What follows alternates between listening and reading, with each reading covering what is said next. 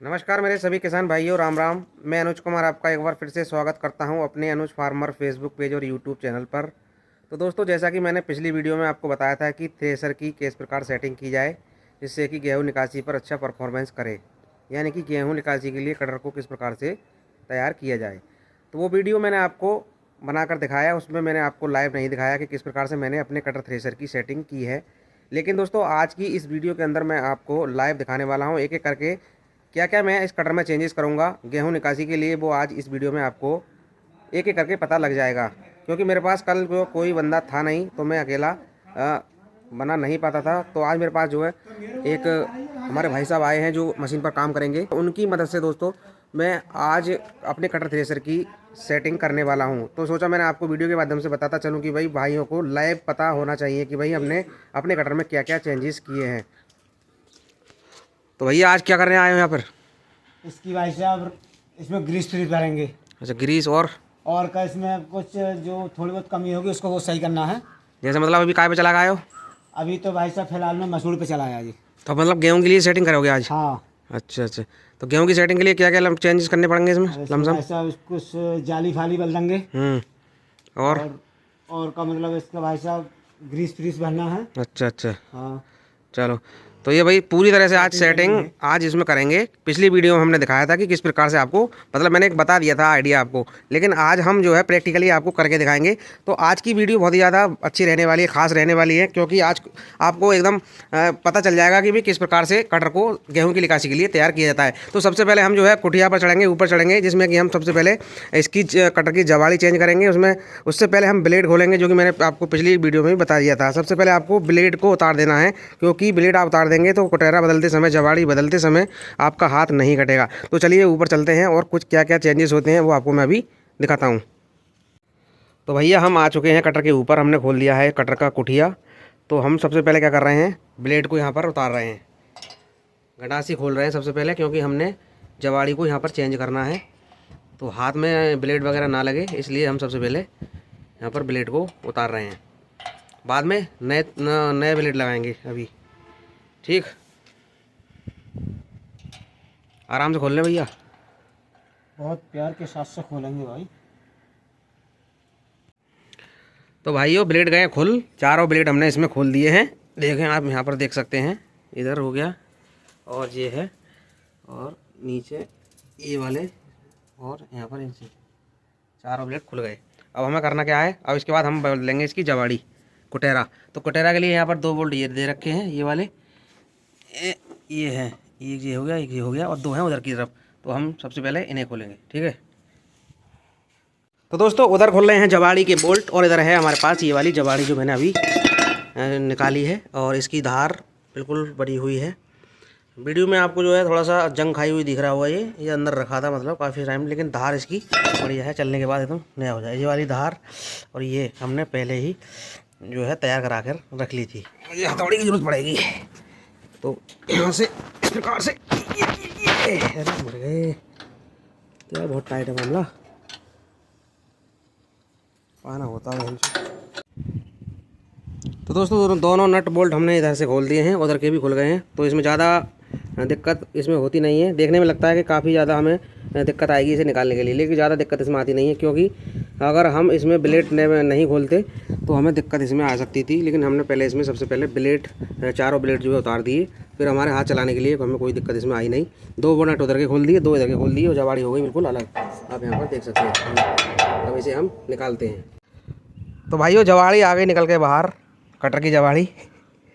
तो काफ़ी ज़्यादा ये डैमेज है, क्योंकि इसकी धार को देखो, हमने पहले इसमें ये करा रखी थी, ये बिल्कुल चिकनी हो गई। तो ये सीज़न बाई सीज़न करानी पड़ती है, एक फसल में ये बेकार हो जाती है। गेहूं का तो एक सीज़न ही झेल पाती है, बाकी सरसों वगैरह में थोड़ा बहुत बच जाती है। उड़द के लिए हमें इस तरह से यही जवाड़ी की आवश्यकता पड़ती है, क्योंकि इसमें ज़्यादा धार अगर हम लगाएंगे तो उड़द का दाना कटेगा। तो उड़द के लिए चल जाएगी, लेकिन जो है अभी गेहूँ के लिए फेल है, तो हमने आसानी से इसे निकाल लिया। अब हम इसे दूसरी जवाड़ी को फिट करते हैं। तो ये है दूसरी जवाड़ी।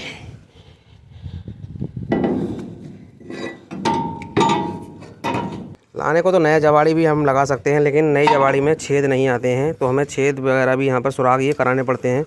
पुरानी जवाड़ी लेकर जाना पड़ता है, और छेद का जो सुराख मतलब कि जो नाप होता है वो देकर इसमें सुराख करना पड़ता है। तो काफ़ी ज़्यादा झंझट रहता है, इसलिए मैं कहूँगा कि भाई पुरानी जवाड़ी को ही रिपेयर कराएं, बहुत बढ़िया रहता है। ठीक है, तो हम इसे फिट करते हैं। तो भाइयों जवाड़ी लगाने के बाद अब हमने यहाँ पर क्या किया है, अगला जो काम है वो हमने उसमें जो बोल्ट होते हैं ना ये वाले, तो ये बोल्ट आप देख रहे होंगे घिसे हुए पलट दिए हैं, यानी कि जो बोल्ट जो घिसे हुए थे वो इधर की तरफ थे, तो हमने इसे लूज करके घुमाकर इधर को पलट दिए हैं, जिससे कि अंदर का जो वो है घर्षण है, थ्रेशिंग है, वो अच्छे से हो पाएगी और भूसा अच्छे से बारीक हो जाएगा। अगर दोस्तों आपके कटर में ये बोल्ट ज़्यादा घिसे हुए नहीं हैं तो आप इसे ऐसे ही छोड़ दें। हमारे तो यहाँ पर काफ़ी ज़्यादा एक तरफ से घिस गए थे, तो हमें ये पलट के लगाने पड़े। अब अगला काम जो हम कर रहे हैं वो आप देख रहे हैं, यहाँ पर कंघी फिट कर रहे हैं। तो भूसा को फाड़ने के लिए तो ये कंघी का यहाँ पर उपयोग किया जा रहा है। तो कंघी हमारे सामने इस तरह से एम साइज़ की कंघी है, जो कि कंपनी फिटेड पत्ती पर हम दो नट बोल्ट के माध्यम से यहाँ पर टाइट कर रहे हैं, आप यहाँ पर देख सकते हैं।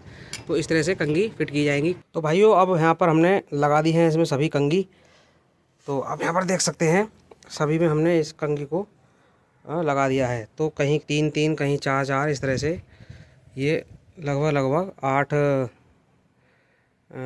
40 से 50 के बीच में कंघी होंगी, सारी हमने इसमें लगा दी हैं। अब हमें करना क्या है, तो गेहूं का जाल अगर इसमें ना होता पड़ा हुआ तो हम डालते। इस समय हमारा ऑलरेडी इसमें गेहूं का जाल पड़ा हुआ है। तो ऊपर की ओवरऑल जो है का मतलब लगभग सभी सेटिंग इस प्रकार से हो चुकी है, आप यहाँ पर देख सकते हैं। सबसे पहले हमने खोले थे ब्लेड, उसके बाद हमने खोली थी जवाड़ी हमने तुरंत जभी लगा दी। अब इसमें हमने बोल्ट को पलट कर लगाया, जिसमें कि यहाँ पर घिसे हुए बोल्ट थे, तो हमने इधर को घुमाकर ये लगा दी इस तरह से ये वाले। उसके बाद हमने इसमें कंघी लगा दी। अब दोस्तों बचा क्या है, ऊपर बचा है केवल इसमें ब्लेड लगाना। यहाँ पर हम जो है इसमें ब्लेड लगाएंगे और ब्लेड लगाने के बाद इसकी सेटिंग करेंगे, यानी जवाड़ी से और ब्लेड के बीच का जो गैप है वो कितना रखना है। तो आपको लगभग एक गेहूं का दाना इसमें निकल जाए, गेहूं के दाने बराबर आपको इसमें गैप छोड़ देना है। और इससे कम अगर गैप आप छोड़ते हैं तो इसमें दाना कटने की शिकायत रह सकती है। तो हम इसमें ब्लेड लगा के और आराम से इसमें इसका गैप जो है एकदम सेट कर देंगे। आपको भी इसी प्रकार से सेट कर देना है। तो भैया अब हमें लगने लगी है अब काफ़ी ज़्यादा भूख, और हमारे जो भाई साहब हैं वो भी गए हैं खाना खाने, और हम भी खाना खाने जाते हैं। 1 बजे का जो है लगभग टाइम हो चुका है।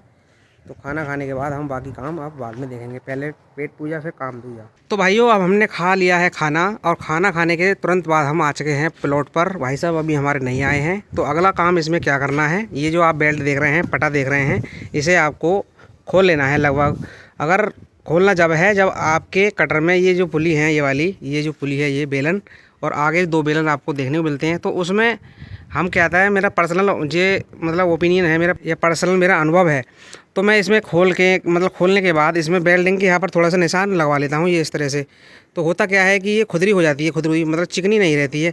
तो खुदरी होने के कारण ये बेल्ट जो होती है, जो पटा होता है, इसका जो खिंचाव है वो बहुत ज़्यादा टाइट हो जाता है, बड़ी ऐसे ही मतलब चलने लगती है, कोई भी स्लिपेज इसमें नहीं देखने को मिलता है। तो करना क्या है, अगर आप चाहें तो ये बेल्ट खोलने के बाद किसी मैकेनिक के पास जाकर, वेल्डिंग मैकेनिक के पास जाकर इसमें वेल्डिंग से ये निशान लगवा सकते हैं, जो कि मैं अभी लगवाने जाऊंगा। तो करना क्या है, बेल्ट खोलेंगे सबसे पहले। बेल्ट खोलने के बाद ये पटा जो है, ये बेल्ट जो है बिल्कुल अलग कर देंगे। उसके बाद जो है बेल्ट के मिस्त्री की मदद से इस पर निशान बनवा के लाएंगे। एक ये वाली बेलन हो गया, 2 आगे वाले हो गए, दोनों पे हम इसे निशान बनवा देंगे वेल्डिंग की मदद से। तो पटा का जो खिंचाव है वो अच्छा हो जाएगा। और आप यहाँ पर देख सकते हैं, अगर पटा आपका बड़ा है, बेल्ट ये बड़ी है, तो आप ये खोलकर तो कट करने के बाद इसे छोटा भी कर सकते हैं। एडजस्टमेंट आप यहाँ पर देखेंगे, ये यहाँ से एडजस्ट हो जाता है। ठीक है, इस समय हमारा जो बेल्ट है, जो पटा है, वो काफ़ी ज़्यादा बड़ा है। क्योंकि बड़ा होने का मतलब क्या है, दिक्कत कहाँ आती है, जैसे कि ये चलते टाइम बोल्ट यहाँ पर अटक जाता है। अब इसे तो मैं नहीं कटवा सकता, ये कटने को कट जाएगा, लेकिन जो है हम ये ऑप्शन हमारे पास इसके अलावा यहाँ से भी हो जाता है सॉल्व, तो हम इसे यहाँ से सॉल्व कर लेंगे। भाई साहब बोल्ट खुल चुके हैं, और बोल्ट खोलने के बाद हम इसे अलग कर लेंगे इस प्रकार से। यहाँ पे ये इस तरह से ये पटा अलग हो गया। ठीक है, यहाँ से बोल्ट हम यहाँ से निकाल देंगे, और बोल्ट निकालने के बाद इसे पटा को बिल्कुल बेल्ट को अलग कर देंगे इस तरह से। ये अलग हो गया, ये हो गई अलग। अब आप यहाँ पर देख सकते हैं, बिल्कुल मैं आपको बिल्कुल लाइव दिखाऊंगा जब मैं आपको यहाँ पे, ये देखिए, ये बिल्कुल निशान मिट गए हैं। मैंने पहले भी इसमें लगवा रखे हैं, लेकिन बिल्कुल ये चिकनी हो गई। आपको यहाँ पर कुछ धूप आ रही है इस वजह से ये निशान तो आपको दिख रहे होंगे, लेकिन जो बिल्कुल लेवल में आ चुके हैं, बिल्कुल चिकनी हो गई ये पुली और ये वाली भी। तो इस पर मैं वेल्डिंग की मदद से यहाँ पर थोड़ा सा निशान बनवा लूँगा। तो भाइयों अब क्या करेंगे हम कि लास्ट में देखेंगे कि भाई यहाँ पर एक दो काम और रह गए हैं, तो जिसमें कि हमने क्या करना है अब कि ये वाला जो बोल्ट खोल के ये जो लीवर है वो यहाँ से हटा देना है और बैरीवेल की जो बेल्ट है उसे बिल्कुल यहाँ से उतार देनी है। आप गेहूं की निकासी पर इसका कोई काम नहीं है, आप यहाँ से इसे उतार देंगे और यहाँ पर टांग देंगे। ये हुक यहाँ पर दे रखे होते हैं। तो इसे अलग करने के बाद ये यहाँ पर एक इस तरह से बोल्ट आपको देखने को मिल जाएगा, आपके पास होगा या फिर आप ले सकते हैं।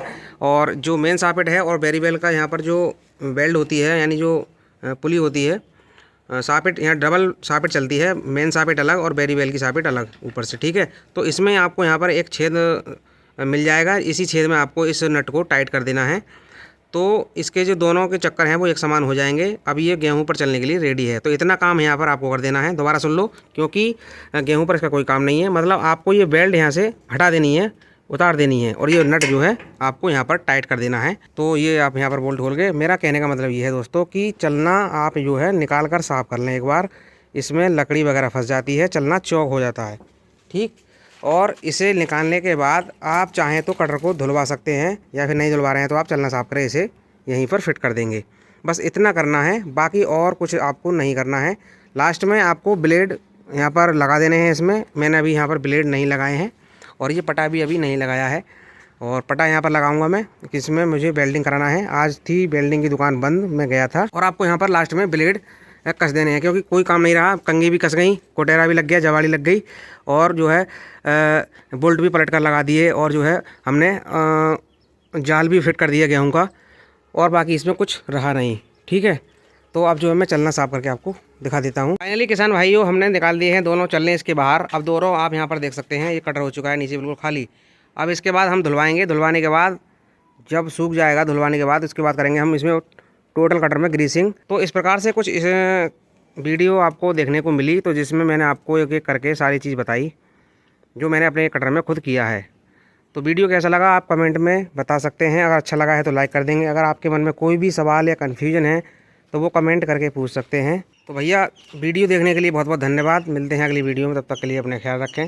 गुड बाय, जय हिंद, जय भारत।